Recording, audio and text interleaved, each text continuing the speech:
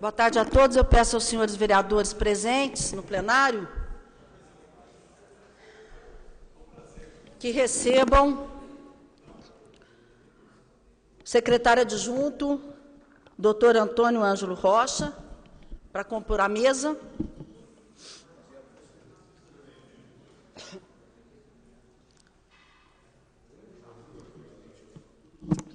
Ângelo, por favor. Fica à vontade. Obrigado, senhores vereadores. Vereadora? Não está aí presente.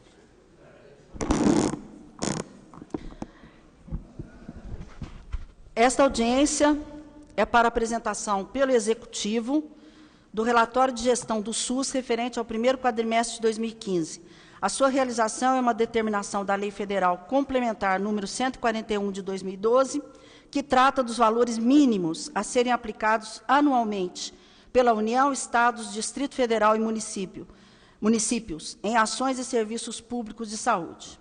Se algum dos presentes desejar apresentar propostas ou perguntas durante esta audiência, poderá se manifestar por escrito através do formulário que será distribuído. Também existe a possibilidade do encaminhamento de perguntas ou sugestões via Facebook.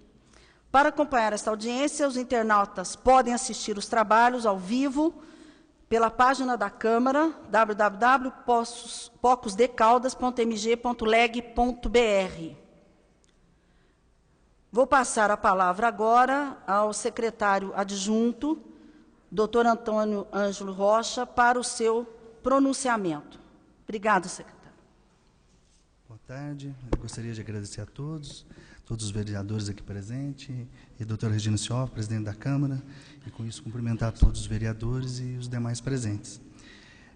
Eu venho hoje representando a doutora Fátima Livorato para apresentar o relatório do primeiro quadrimestre de 2014, com o cumprimento da lei do SUS. Fica à vontade, se quiser ocupar a tribuna, Ok. Secretário.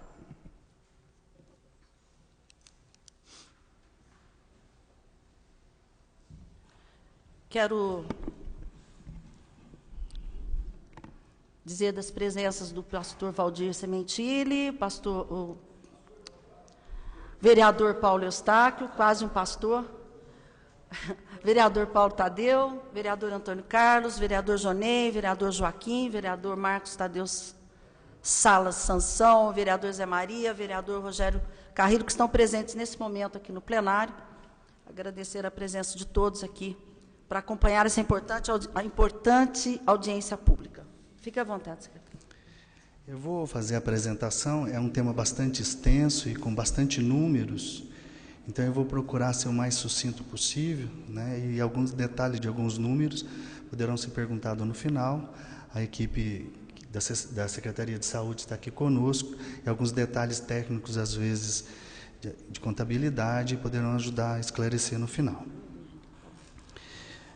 O objetivo, né, dessa lei complementar, número 141 de 2012, temos como conteúdo do relatório a relação de atividades e ações de saúde desenvolvidas neste período, do primeiro quadrimestre, e a oferta e produção de serviços públicos na rede assistencial própria, nos serviços conveniados e contratados com o SUS. Montante e fonte dos recursos financeiros aplicados no primeiro quadrimestre de 2015.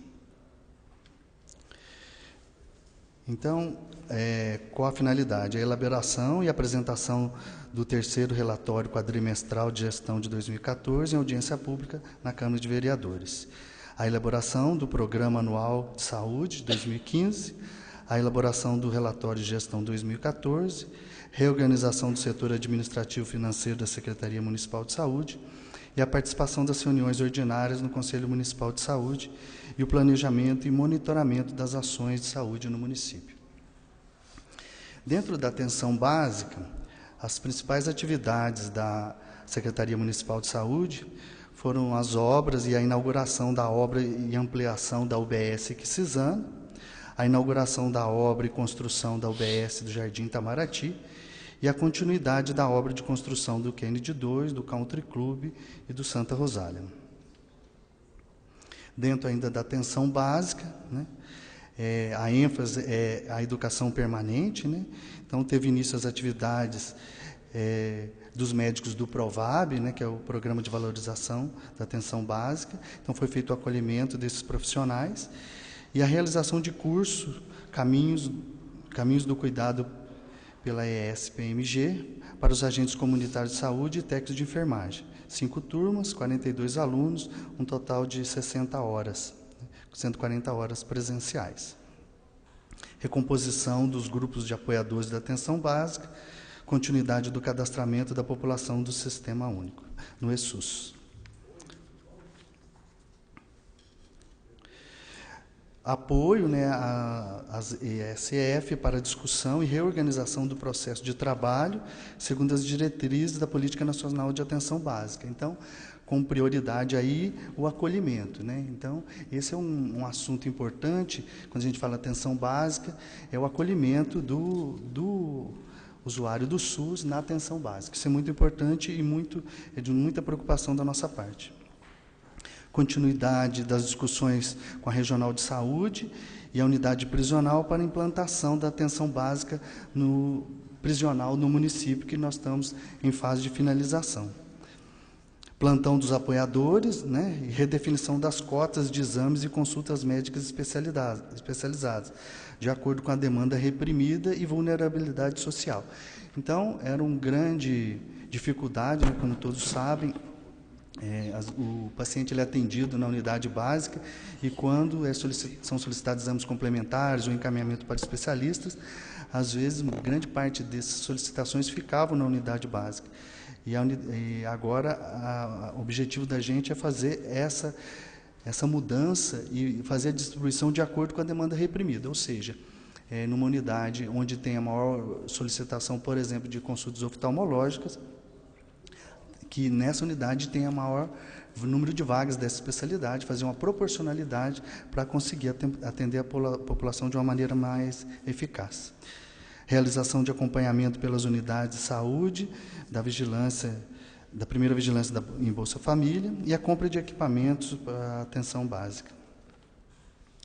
Dentro ainda da atenção básica, né, o acolhimento de jovens infratores, né, reunião intersetorial do NASF e promoção social, essas reuniões ocorreram nesse período, e o início da descentralização do programa de tabagismo, implantação da coleta do teste do pezinho na unidade da UBS Santa Rosália e treinamento dos enfermeiros da UBS Santana, Vila Menezes e Santo André, com a finalidade de descentralização do teste do pezinho. Implantação do ambiente livre de tabaco nas UBSs dos profissionais da Secretaria Estadual de Saúde. Com relação à saúde bucal, foi realizado o primeiro concurso público para compor a equipe do CEL, no Centro de Especialidade Odontológica, e o Laboratório de Próstata Dentária, né, para cirurgiões dentistas especialistas, protéticos, auxiliares de saúde bucal e prótese dentária. Continuidade no atendimento odontológico hospitalar, né, então foram realizados 22 casos, né, continuidade no atendimento odontológico domiciliar, que é a chamada equipe do SAD, Serviço Domiciliar, daquelas pessoas com impossibilidade de locomoção. E o início do atendimento odontológico na unidade prisional, né, que era muito exigido isso anteriormente, agora a gente está conseguindo cumprir. Bom, dentro da atenção especializada, a descentralização da triagem neonatal, né, então todos esses testes, toxoplasmose nas gestantes, e capacitação dos técnicos e enfermeiros, no Kennedy 1, Itamaraty, Esperança e demais, contratação de um urologista e de um ortopedista, né, para ampliação de cirurgias urológicas, então uma demanda grande no município, principalmente da ortopedia e urologia, é uma área carente de profissional e a gente conseguiu a contratação desses 2 novos profissionais. O início da elaboração de normativa de nutrição para o controle do fornecimento de fórmulas e dietas e suplementos, né? É um setor também difícil, ainda nós não temos todo o controle de como que são os critérios que esses pacientes recebem essas dietas, então nós estamos nessa fase de apuração por parte das nutricionistas e revendo os casos, e a gente acaba detectando que determinados casos não são realmente obrigatórios a liberação dessas dietas. Com relação aos mutirões de cirurgias, né, de cirurgia corretiva de pálpebra, foram realizados 68 casos, né, e a detecção de 30 casos de câncer de pele por aquele mutirão realizado pela equipe de cirurgia plástica do Dr. Vitor Adis, no evento do congresso que ele realizou. E dentro desses mutirões foram realizados 121 cirurgias oftalmológicas, dessas 121 não cirurgias de catarata.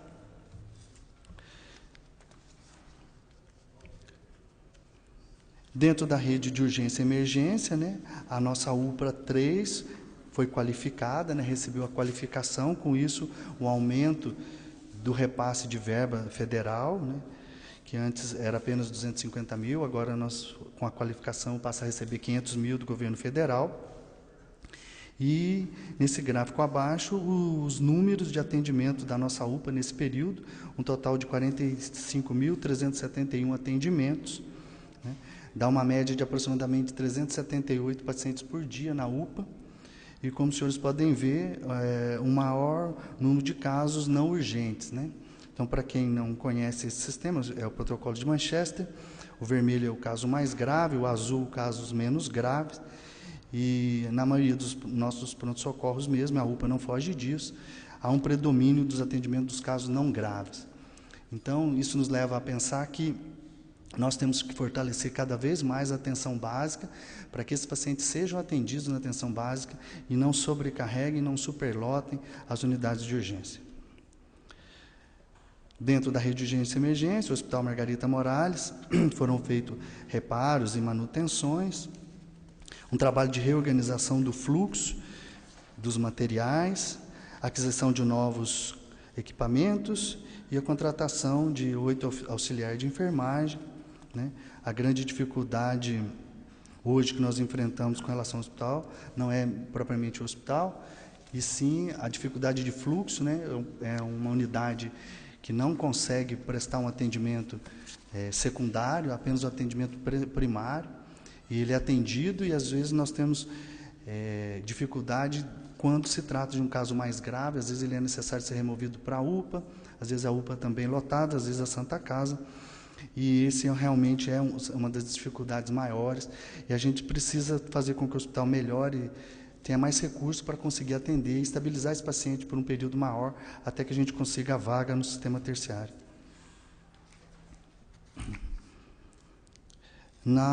Dentro da rede de urgência e emergência, na atenção domiciliar, então esse é um projeto do governo federal, Melhor em Casa, e foram realizados aí um total de 217 consultas domiciliares, mais o atendimento multiprofissional, as reuniões de equipes, e o total de 925 atendimentos na equipe multidisciplinar no total.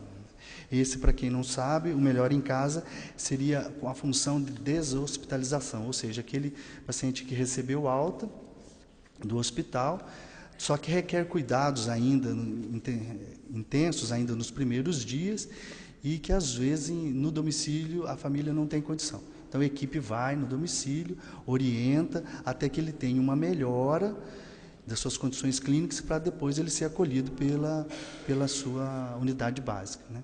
Mas essa fase, que é uma fase crítica, esse serviço é extremamente importante, o que dá segurança para a família, para que esse paciente não retorne para a internação hospitalar novamente. Dentro da sistema de assistência farmacêutica, né, nós temos a participação dos farmacêuticos na campanha, né, realizado pelo Conselho Regional de Farmácia no Pitágoras, assistência farmacêutica na UBS Centro, no CAPS 1 e CAPS 2, assistência farmacêutica agora no presídio, e os números que nos chamam muito a atenção, um total de quase 160 mil receitas, né, atendidas nas nossas farmácias da rede, né? Se a gente arredondar para 160 mil, dá mais ou menos 40 mil por mês, e mais de 1.000 receitas por dia. Esse é um número muito alto, né, muito expressivo.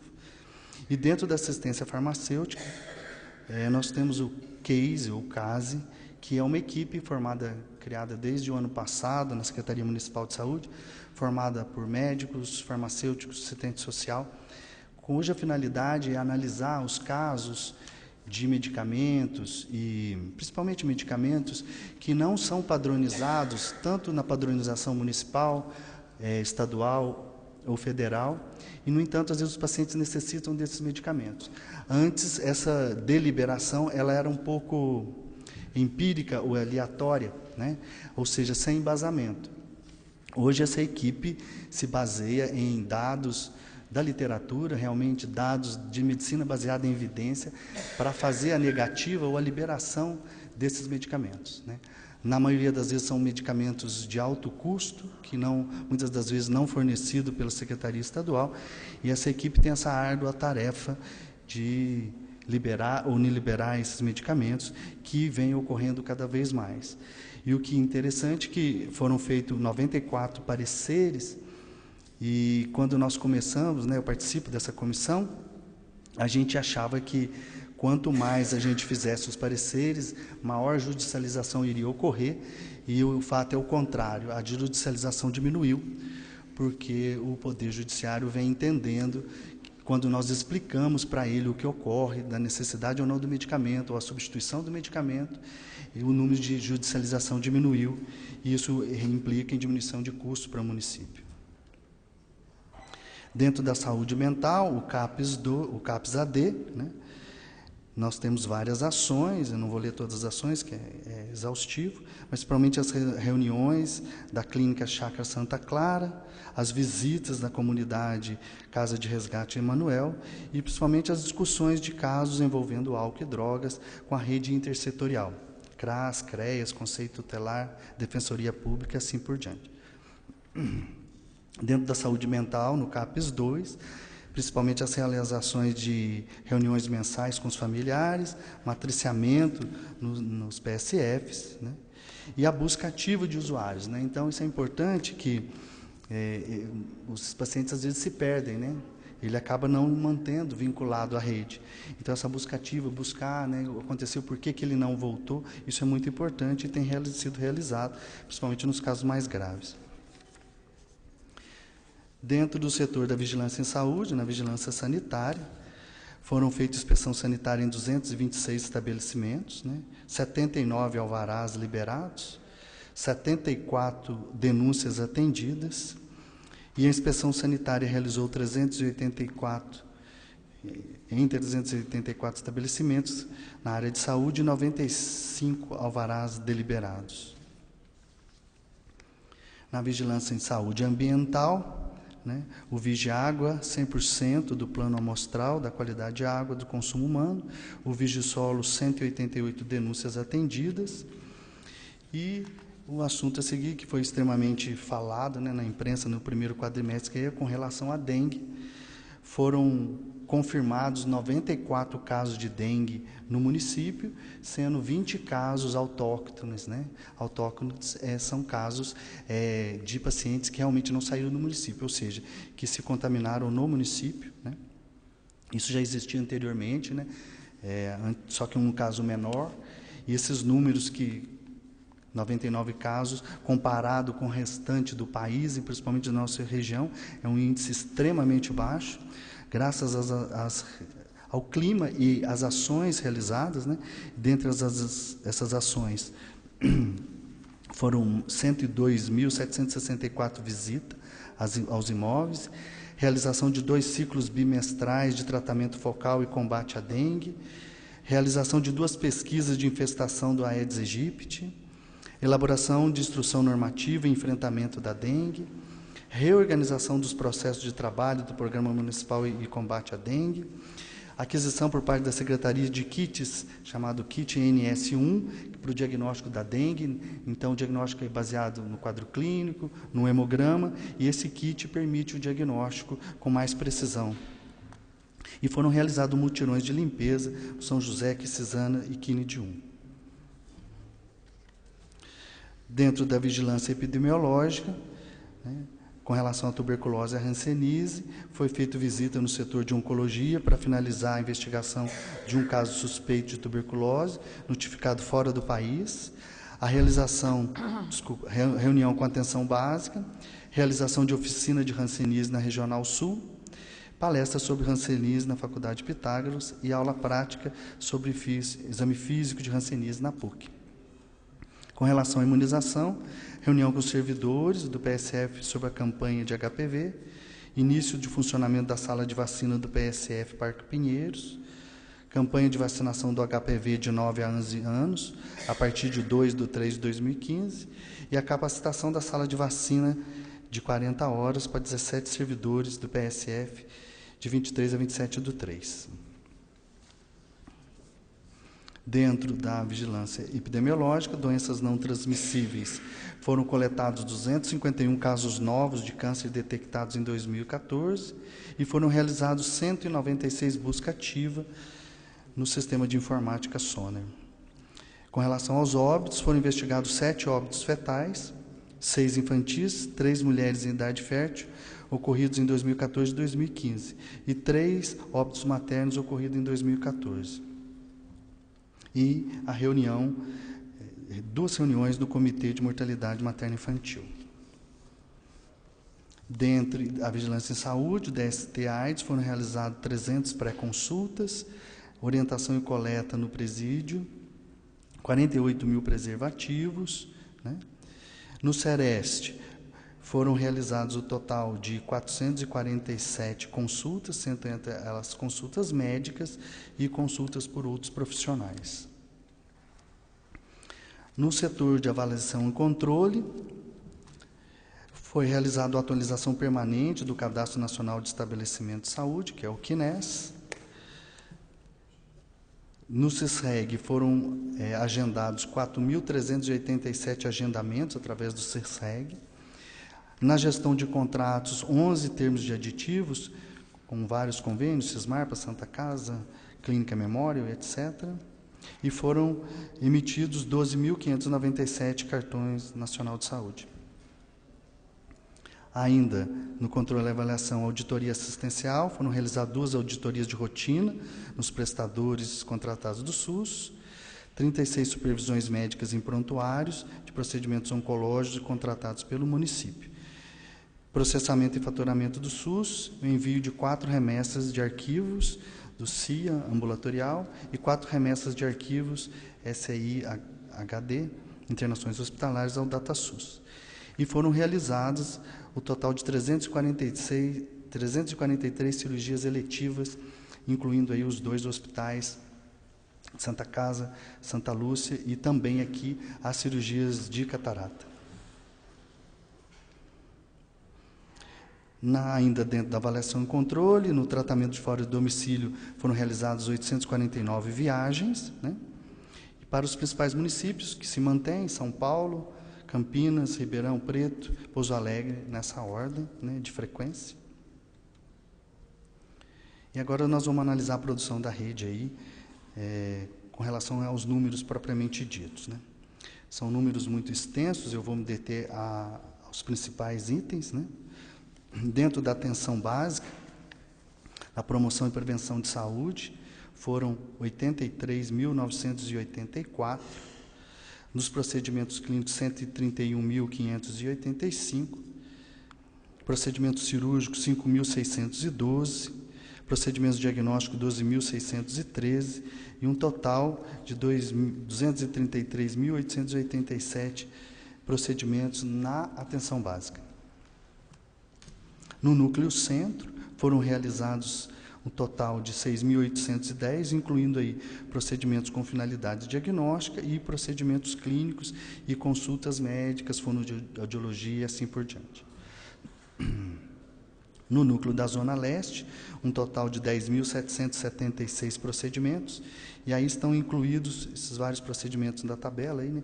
Procedimentos diagnósticos, ultrassom, eletro, biópsias, procedimentos clínicos, consultas médicas e nutrição, fonoaudiologia, e procedimentos cirúrgicos também, o total de 10.776.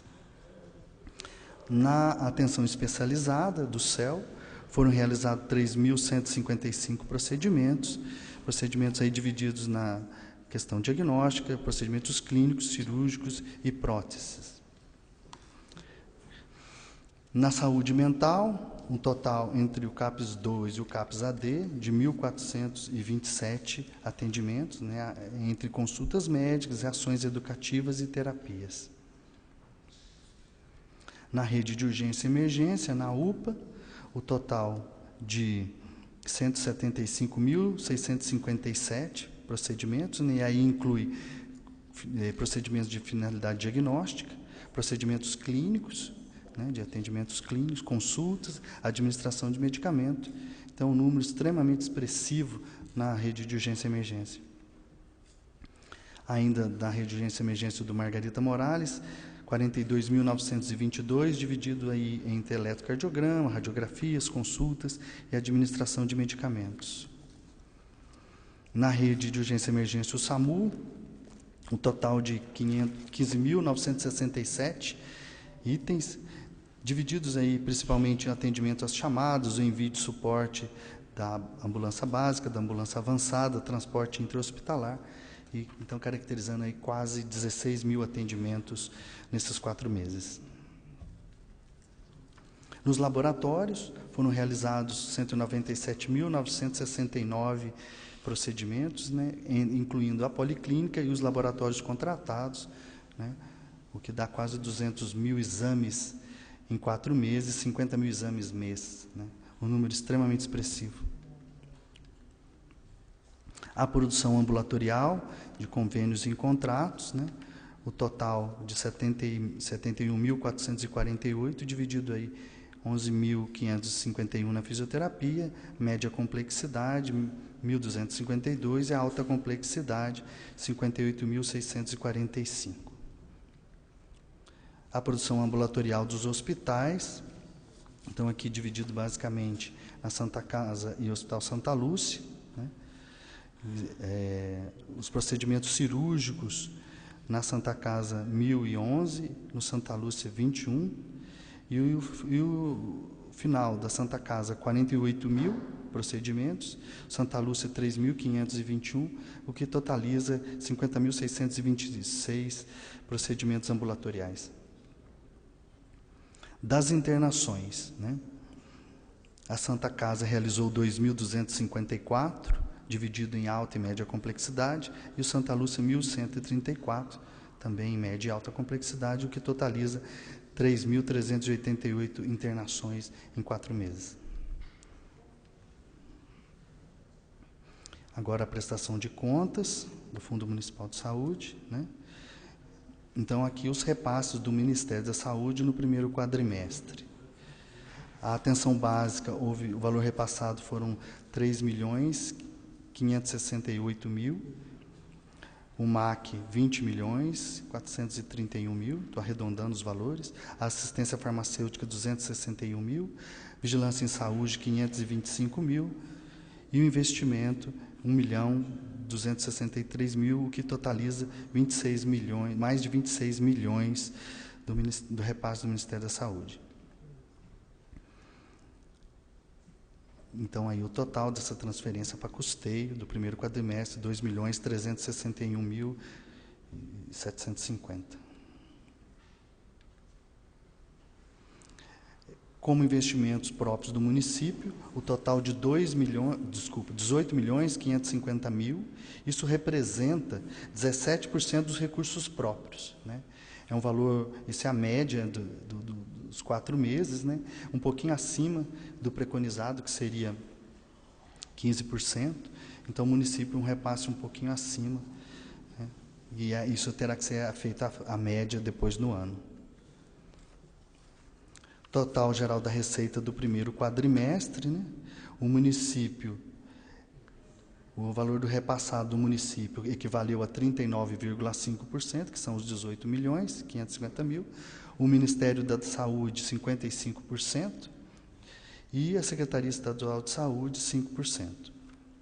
Isso valendo um valor total de quase 47 milhões. Aqui um gráfico, né, exemplificando o que eu já falei, um gráfico de Pitts, 55% do Ministério da Saúde, que é a maior fatia, 40% do município e apenas 5% da Secretaria Estadual de Saúde. Bom, como considerações finais, a Secretaria Municipal de Saúde tem uma produção expressiva que reflete o cuidado no atendimento aos usuários do SUS. Houve um avanço em diversas áreas, mas persistem ainda alguns nós críticos, né? A necessidade permanente de avançar na qualidade do atendimento e a humanização. Então, esse é um nó difícil de desatar, é a humanização na atenção básica, na urgência, né? Tratar o paciente com carinho, com educação, né? E o que é primordial na área de saúde, né? Que o paciente sofre muito. Isso é um desafio enorme, são feitos treinamentos, e principalmente na rede de urgência são as nossas principais reclamações, né? Ele não reclama muito do medicamento, mas ele reclama muito do jeito que ele foi atendido, a maneira humana ou não que ele foi tratado. Isso é a nossa maior preocupação. Dentro da atenção especializada, nós temos uma grande dificuldade ainda de contratação dos profissionais, né? Os valores pagos para a contratação de especialistas é muito baixo, então a gente tem uma dificuldade muito grande, é uma luta diária, né? A conectividade, sistema de informação integrado é insuficiente, né? Então, às vezes, o sistema não fala consigo mesmo, né? Então, talvez isso é o que eu mais vivo o período todo, que é o comunicar, né? Ele é atendido numa unidade e aquela unidade não consegue falar com a outra e o paciente fica perdido nesse trajeto, gerando um transtorno imenso de casos que poderiam ser resolvidos de maneira muito simples, se apenas houvesse um diálogo harmônico. Os recursos financeiros são insuficientes, principalmente estadual, né? Precisaria existir mais verba ainda para a saúde, tá? A dificuldade no acesso ao tratamento de fora do domicílio. Então, esse é um nó difícil de desatar, nós temos uma equipe própria para isso, só que, às vezes, o paciente necessita de uma cirurgia complexa, essa cirurgia, teoricamente, ela é pactuada para ser realizada aqui, às vezes nós não dispomos de profissionais ou equipe técnica para realizá-la, tentamos colocar isso em outro município, esses municípios também, às vezes, estão lotados, a nossa referência principal para cirurgias complexas é Belo Horizonte, temos dificuldade de ser aceito. No estado de São Paulo, praticamente a gente não consegue nenhum encaminhamento. E a gente vive esse drama todo dia, daquelas cirurgias difíceis, que nós não conseguimos realizar e não somos aceitos em outros locais, porque eles estão em situação talvez pior que a nossa. E os leitos hospitalares insuficientes, né? Nada adianta se nós realizarmos uma atenção básica boa, um atendimento secundário bom, e se aqueles doentes graves nós não conseguimos alocá-los numa unidade hospitalar adequada, né? Os hospitais também reclamam muito que falta verba para que eles consigam ampliar seus leitos, e com isso esses pacientes às vezes ficam represados, principalmente na UPA ou no Hospital Margarita Morales, gerando um grande transtorno. Esse é o nosso grande desafio, né? Nós batalhamos tudo isso, mas sabemos que um dos caminhos é que houvesse maior harmonia entre as unidades, né, entre as equipes, que se conversassem, que um entendesse o drama do outro. Eu vivo isso o tempo todo. Hoje o paciente é atendido, ele é colocado num papel, é feito um fax, é preenchido um SUS-fácil, e ele fica dias aguardando essa transferência.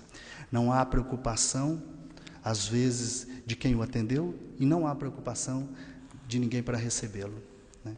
Lidamos com vidas e nós temos que nos preocupar. Sabemos que é difícil, que não é fácil, né? Mas essa é a nossa difícil missão, né? Não basta atendê-lo e solicitar uma transferência, nós temos que insistir. Quem deve receber também tem, às vezes, suas dificuldades, que ele trabalha com um hospital lotado, um corredor cheio de pacientes para ser atendido, condições precárias, mas nem por isso podemos perder a humanização, né? Temos que lembrar que é um ser vivo, um ser humano, e que nós juramos atendê-lo com qualidade. Tá certo? Muito obrigado. Então, é o nosso desafio permanente aí, esse uso racional dos recursos, né? Nós temos poucos recursos e nós temos esse grande desafio aí que não é fácil. Estou aberto a perguntas, algumas perguntas que eu não souber responder, que forem muito técnicas, a equipe da Secretaria de Saúde poderá me ajudar. Obrigada, secretário, meu amigo Ângelo. Não chegou nenhum questionamento, então eu vou abrir aos vereadores. Primeiro inscrito, vereador Jonei, gostaria de registrar a presença do vereador Flávio Faria e justificar a ausência do vereador Lical, que não está se sentindo hoje clinicamente bem. Vereador Jonei. Senhora presidente, demais vereadores, público presente, doutor Ângelo, muito obrigado pela sua presença aqui. Eu gostaria de tirar umas dúvidas com o senhor a respeito do seguinte: o número de câncer aumentou nesse quadrimestre para 251? Ou foi um número... Como é que é esse 250? Aqueles números foram os números que foram... Não, eu não tenho os dados aqui do quadrimestre anterior, mas foram os números que foram detectados, os números de casos novos nesse quadrimestre. Bem alto, né? Muito alto. Isso aí nos preocupa, né? Sim. Sobre o CAPS A3, o senhor tem algum AD3? O senhor tem alguma coisa a falar da implantação, se vai ter, se não vai? Porque ele é 24 horas, né? Sim. Jane, eu não sei de falar sobre o CAPS, mas é a doutora Fátima que está por dentro dessa implantação e eu não sei te dar detalhes agora. Certo. Eu posso depois te responder. Eu posso te encaminhar depois, conversar e na secretaria ver como é que está o processo. Certo. O número de AIDS na cidade tem aumentado nesse quadrimestre? Você não passou um número ali para a gente? Não houve aumento, o número está estabilizado do número de casos. Tá, isso é tratamento, é mais conscientização das pessoas, campanhas que estão sendo feitas? Basicamente, são campanhas, são reuniões, né? E principalmente conscientização, né, dos pacientes e principalmente a conscientização com relação à adesão ao tratamento. Mas o número não tem aumentado. Certo. O cartão Quali Saúde foi um cartão que foi implantado na gestão do prefeito Paulo Tadeu. Ele ainda existe? Vocês vai implantar? Como é que está a situação do Quali Saúde? Que era integralizado, né? Não sei te dizer, Janei, que eu sei é do cartão SUS somente, não sei do cartão Quali Saúde. Detalhes. Só o cartão Só SUS, o cartão, né? que eu tenho conhecimento, sim. Então tá bom. Parabéns, pessoal, aí, sua vinda aqui. Parabéns pela humanização da saúde, porque nós precisamos ter um pouco de amor um pelo outro para que as coisas fluam. E a gente tem que sempre se pôr no lugar do outro, né? Sim, muito obrigado. Tá bem, muito obrigado. Obrigado.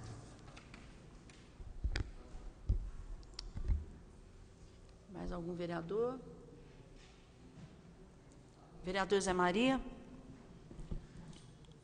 Senhora presidenta, caros colegas, público presente. Mais uma vez, Ângelo, agradecê-lo essa exposição da saúde e nos deixa satisfeito em ver que estão caminhando cada vez melhor, com resultados positivos, apesar da dificuldade financeira que sempre existe, principalmente por parte aí do SUS, relatórios, coisas assim, que já não são suficientes. E fazer uma administração voltada a essas dificuldades não é fácil. Não é fácil. Então, mais uma vez, parabéns, porque nós estamos caminhando no trilho correto da saúde. Parabéns. Muito obrigado. Vereador Paulo Tadeu. Queria também cumprimentar o Antônio Ângelo pela apresentação. E não se trata propriamente de pergunta, mas algumas constatações que eu considero necessário levantar aqui. Em primeiro lugar, acho que os números, né, da saúde em Poços de Caldas, a meu juízo, pode ser que eu esteja enganado, são números desproporcionais à nossa população. Quando nós somamos toda a produção da Secretaria Municipal de Saúde, isso sem somar a área de vigilância epidemiológica, vigilância sanitária, sem somar saúde bucal, tratando praticamente da parte médica, quase que exclusivamente, nós temos números assim assustadores. Os 45 mil atendimentos na UPA são absolutamente desproporcionais. Quer dizer, nós temos uma população de 170 mil habitantes, é como se a população inteira de Poços de Caldas fosse uma vez por ano na UPA. Entendeu? É algo que dá para identificar na sua própria apresentação, que nós temos aí em torno de 32 mil pessoas que parecem ainda ter uma confiança maior na unidade de pronto atendimento do que no trabalho da estratégia de saúde da família, já que eles compõem aquele grupo que pode esperar ou até 8 horas lá, ou voltar para casa para procurar a unidade básica da sua região, né? O outro número que me parece assim extremamente desproporcional também são as praticamente 1.600 receitas médicas por dia, se nós contarmos o sábado. Se não contarmos o sábado, nós vamos subir aí para 2.000 receitas dia, de segunda a sexta-feira. Então, também é algo que nos dá aproximadamente uma informação de que o município gasta aí investe, vamos chamar, enquanto nós não temos o diagnóstico correto, mas que o município investe aí entre 35 e 45 mil reais por dia em medicamentos. Isso é um peso extraordinário sobre as nossas possibilidades de melhoria daquilo que é essencial na saúde, né? Eu acho que essa questão também é algo que precisava ser visto, né? E uma coisa que me chamou a atenção é que nós temos aqui um número aproximado de 840 internações hospitalares por mês, oriundos do sistema. E, ao mesmo tempo, nós temos uma informação de leitos hospitalares insuficientes. Toda essa produção, ela resulta em praticamente 27 internações dia. Nós estamos provavelmente nós estamos com uma média de internação de SUS da ordem de 8 a 10 dias por pessoa internada para faltar leito. Acho que também é um número que não responde a uma expectativa dos serviços que são prestados.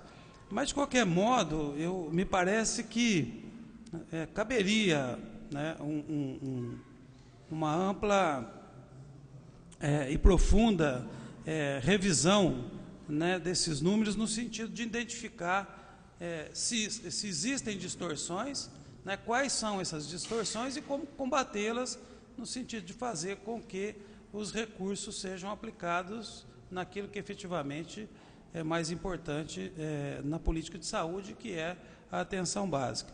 São essas as minhas avaliações aqui. Eu gostaria até de avançar um pouquinho mais na questão da gestão dos contratos, né? Mas não vou fazê-lo. Acho que em agosto, eu provavelmente, junto a outros vereadores aqui, a gente pretende fazer um pedido de informação sobre essas gestões de contratos, porque também nos parece que, particularmente no atendimento hospitalar, né, nós temos contratos que são frequentemente desrespeitados, né, pela parte contratada, e que precisam ser também visto uma questão que precisa ser vista também com maior seriedade, para impor, né, a esses contratados ou o cumprimento daquilo que se propõe a fazer, ou abrir mão das áreas que julgam não ser economicamente interessante, já que esse parece ser o critério. Obrigado e, mais uma vez, parabéns. Obrigada. Fica à vontade, pode responder. Vereador Paulo Tadeu, assim, eu concordo plenamente. E era justamente esse assunto que eu estava discutindo antes da apresentação, com relação aos números alarmantes de atendimento na urgência e emergência, principalmente na UPA. Considerando que nós temos outras unidades de atendimento não SUS, né, no município.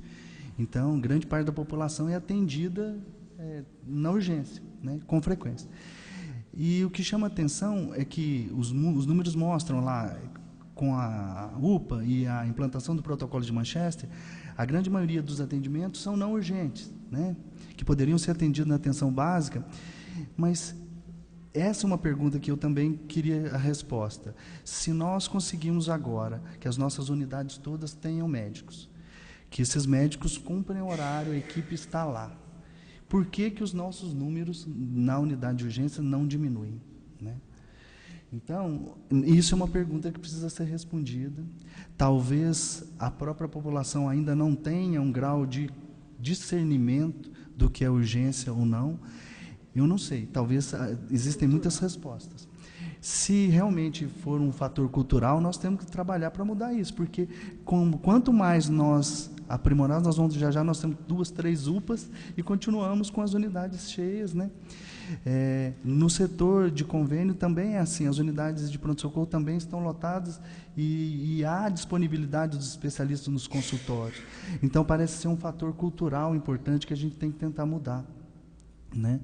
E consequentemente, um grande número de receita, às vezes, e receitas desse atendimento de urgência, na verdade, tratando muito sintomaticamente e não indo na origem do problema.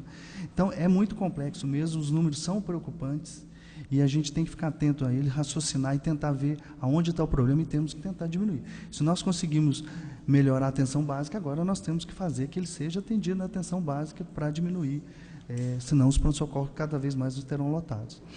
E com relação aos leitos, se o número não é expressivo, né, o número absoluto, por que os hospitais estão lotados?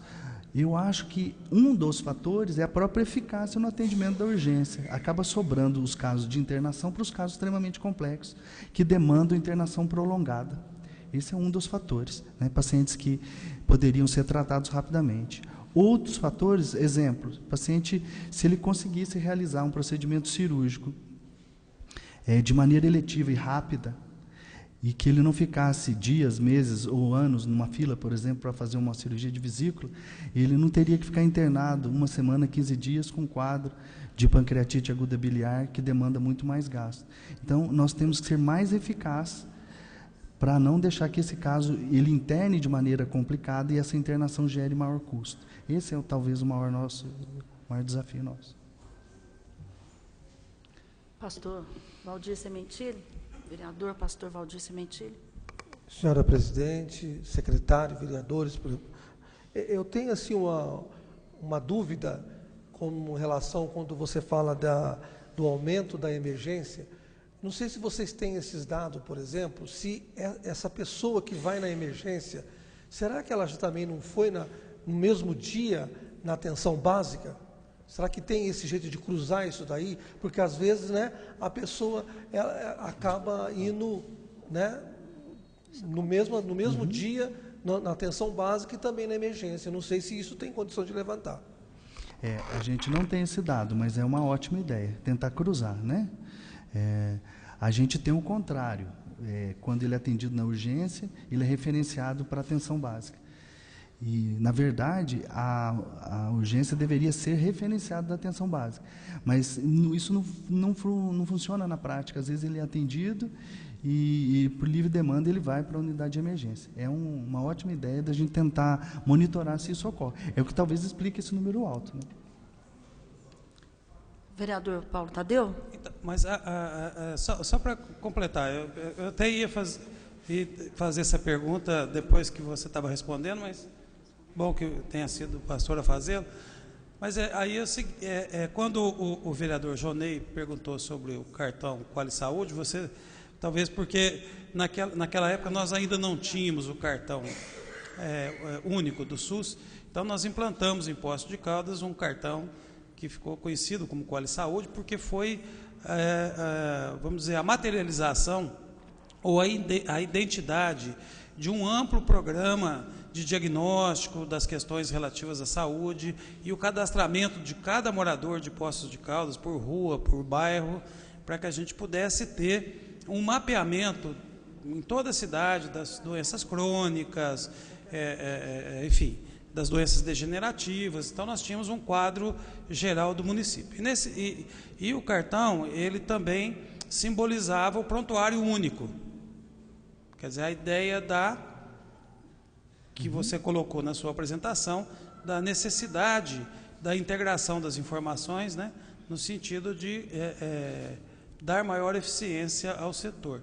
Então, o prontuário único é uma perspectiva, é uma possibilidade, existe um projeto nessa direção? Prontuário único eletrônico. Sim. É uma ideia excelente, mas, assim, do ponto de vista prático, nós ainda não caminhamos, né? Eu acho que é fantástico, a ideia é excelente, e isso ia minimizar muito, não só consultas, né, principalmente exames complementares. Esses exames complementares que nós realizamos não são verdadeiros, né? Assim, ou seja, o paciente realiza 10 vezes o mesmo exame, né? Ele faz só de pré-operatório, ele passa quase que a vida dele fazendo pré-operatório. Quando ele chega a vez dele de operar, o exame já venceu, ele faz de novo, o exame já venceu. Então, se você tem um prontuário, né, mas, assim, também é nossa ideia, né, de implantação, mas do ponto de vista prático ainda não tem nada consolidado. Bem, eu gostaria também de fazer algumas colocações, secretário. Primeiramente, eu sempre gosto de parabenizar porque desde 2013 que vem sendo apresentado esse relatório importantíssimo, que demonstra uma transparência, que demonstra a responsabilidade da Secretaria com o recurso público em relação à saúde. Por quê? Porque aqui nós podemos observar o que está bom e o que não está. Quer dizer, não está aqui tentando aí tapar o sol com a peneira, dizendo que está tudo uma mil maravilhas. E que sabe o que eu acho interessante? Porque aqui, observando o relatório, você consegue fazer um planejamento de ações que eu considero assim emergenciais. Aí eu gostaria de fazer uma colocação. Eu acho que é fundamental, eu sempre digo isso, quando eu observo que 197 mil exames laboratoriais, é realmente algo impressionante. Isso me assusta demais da conta. E quando nós observamos, eu que trabalho na rede também, secretário, e o número de exames que chegam, às vezes a criança, no meu caso, chega com exame feito na UPA, chegou com febre, por exemplo, e antes na policlínica, uma febre, já é urina, o hemograma, uma série de coisas. Eu acho que aí é fundamental a questão do protocolo. Eu acho que enquanto não se fizer um protocolo conjunto com os profissionais, eu acho que está muito complicado diminuir esse gasto, que é um custo enorme e não é um custo-benefício interessante, porque isso não vai acrescentar em nada para o paciente a resposta ao tratamento, né? Você sabe bem o que eu estou dizendo. Quando nós temos mais de 1.600 ressonâncias magnéticas aguardando, e muitas vezes lá no último da fila é uma suspeita de tumor, por exemplo, isso passa por um protocolo. Eu acho que a secretaria, ela tem que evoluir necessariamente, na minha opinião, claro que é uma evolução, não é fácil, primeiro para a conectividade. Eu acho que sem as informações hoje, complicado. Segundo, com protocolo. Medicina baseada em evidência, que é o que o mundo está fazendo. Então, eu acho que é esse direcionamento que vai conseguir reduzir esse número absurdo de exames, e 90% deles, com certeza, vem lá, laudo normal, quando vem você olha o exame, está normal. Então, essa era uma colocação que a gente sempre faz. Eu acho que isso é um grande ponto a ser trabalhado pela Secretaria de Saúde, a questão da medicina baseada em evidência, a questão do protocolo.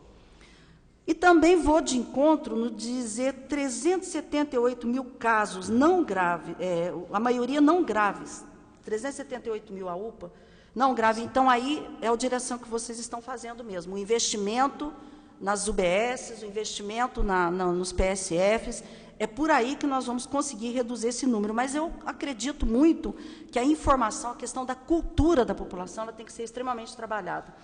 Eu hoje, por exemplo, eu atendi uma criança, especificamente, que ela já foi na UPA 3 vezes, e chegou ao PSF hoje. A minha pergunta sempre é, por que não veio aqui direto? Porque, no caso do meu PSF, nós estamos lá todos os dias, né? Então, porque lá é mais fácil, porque lá... Então, é uma questão de cultura, só que onde vai ser resolvido o problema dela não vai ser só a dipirona, vai ser realmente você fazer o diagnóstico do que está acontecendo com aquela criança. Então, eu acho que o aspecto cultural, da informação, de estar conversando com a população, a secretaria está investindo nisso, eu acho também que é uma forma da gente reduzir essa situação. A outra questão, o Paulo já colocou bem, que é a questão das receitas, é realmente assustador o número de receitas, ele já colocou, eu não vou aqui repetir. E a minha pergunta, Ângelo, e aí também o investimento do Estado em 5%, sendo que pela PEC 29 seria, no mínimo, 12%.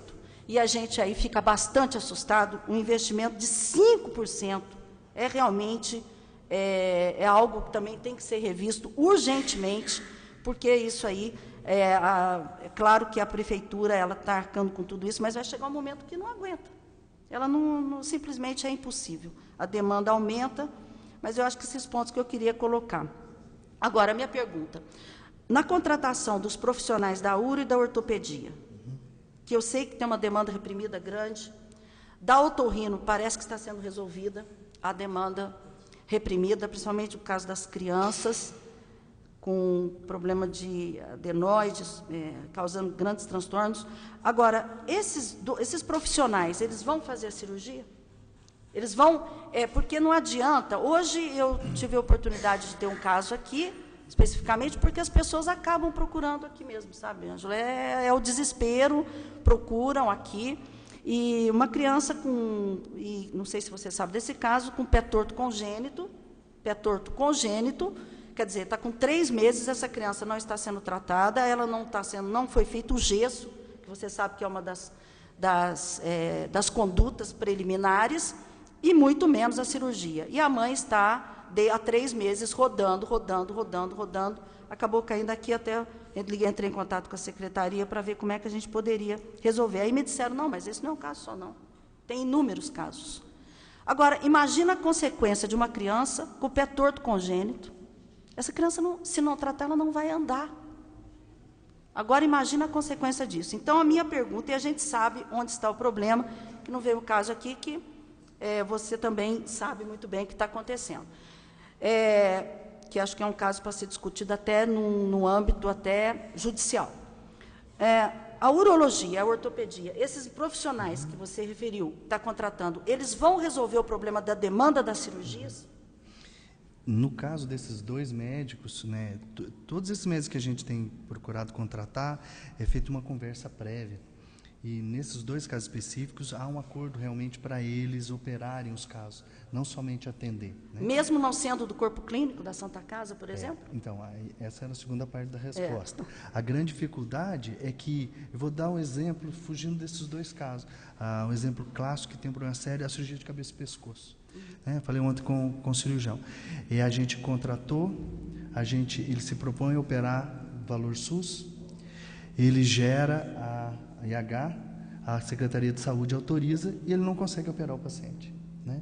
Então, nós temos vários entraves. Esse, propriamente dito, do profissional, a gente está conseguindo, por incrível que pareça, esse ortopedista, ele falou assim, eu quero operar os casos de SUS, nem é valor diferenciado, às vezes, de mutirão, e ele barra realmente na dificuldade de realizar a cirurgia dentro do hospital, e aí os motivos são muitos, né, desde vaga e outros que não vem ao caso aqui, mas assim, tem mudado, né, esse profissional ele tem esse interesse, e aí nós mudamos de problema, resolvemos um problema, e continuamos com outro, que é a ponta final lá, se a gente consegue ou não realmente operar esse paciente. Isso está muito difícil, eu acho que é hoje o maior problema da Secretaria de Saúde. Tá? Com esse doente operado, ele é atendido. Então, a ortopedia é um caso muito clássico. Nós temos um médico que o atende, Aí ele gera um documento que não adiantou nada, e o paciente continua. É uma fila, ele não foi atendido, ele foi atendido, mas não foi resolvido o caso dele, né? Aí ele passa por uma segunda fila, e essa segunda fila gera a terceira fila, e ele fica assim. Então, eu acho esse o maior desafio nosso. Mas, Ângelo, isso daí eu acho que aí passa pela questão das partes que assinaram um convênio ter que responder por aquilo que eles se comprometeram a fazer. Então, aí eu acho que é uma questão até jurídica, mas eu acho que a situação que está acontecendo essa semana, o vereador Antônio Carlos Pereira... Presidente, o senhor me permite? Claro. Um comentário? Eu acho que precisa parar de passar a mão na cabeça da Santa Casa. A questão concreta é essa. Não dá para a gente continuar passando a mão na cabeça da Santa Casa, porque isso é claramente uma situação que precisa até ser tratada no nível do judiciário, porque isso é um crime contra a população. Né? Não é possível que